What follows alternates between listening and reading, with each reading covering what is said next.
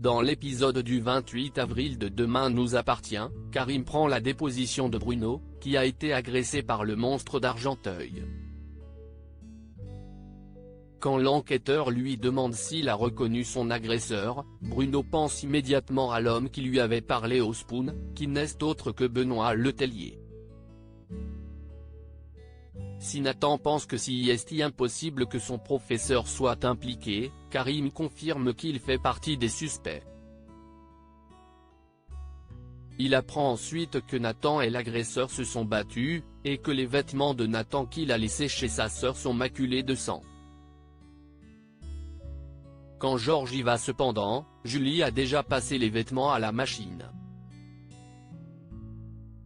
Il repère cependant les baskets de Nathan, qui contiennent elles aussi des traces de sang.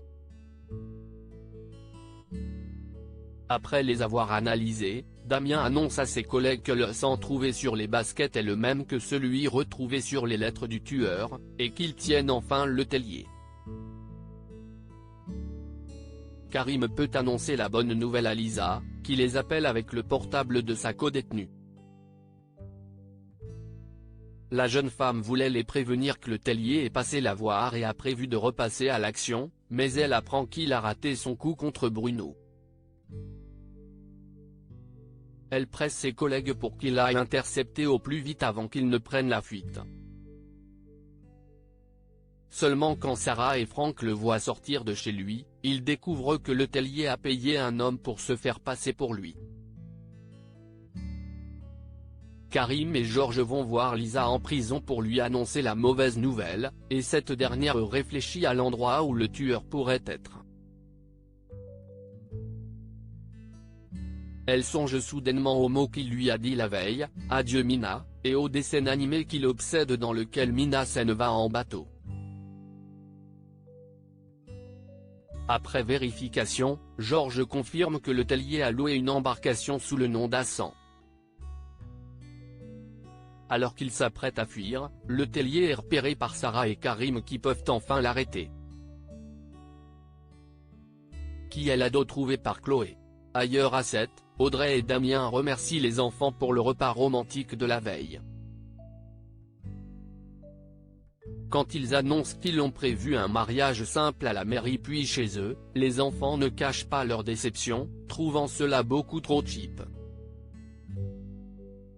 Jack suggère alors que Jordan, Lizzie et lui s'occupent de la cérémonie, ce que leurs parents acceptent. Alors qu'ils sont désespérément à la recherche d'idées, Judith raconte que des amis de ses parents se sont mariés dans un vignoble et que l'événement était particulièrement réussi. Jordan et Lizzie sont partants, et l'aîné ajoute même qu'il pourrait faire un mariage blanc.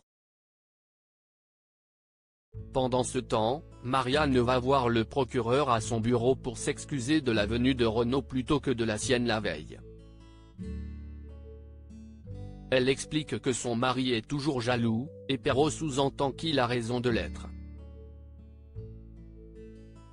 Il déclare ensuite ses sentiments à Marianne qui prend la fuite.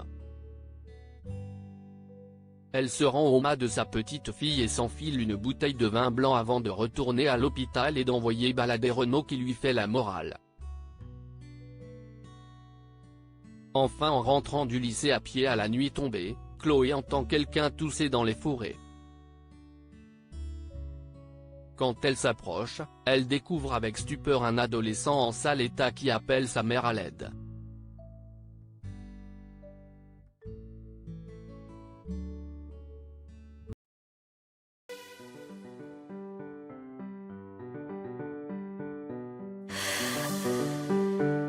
The man I love just had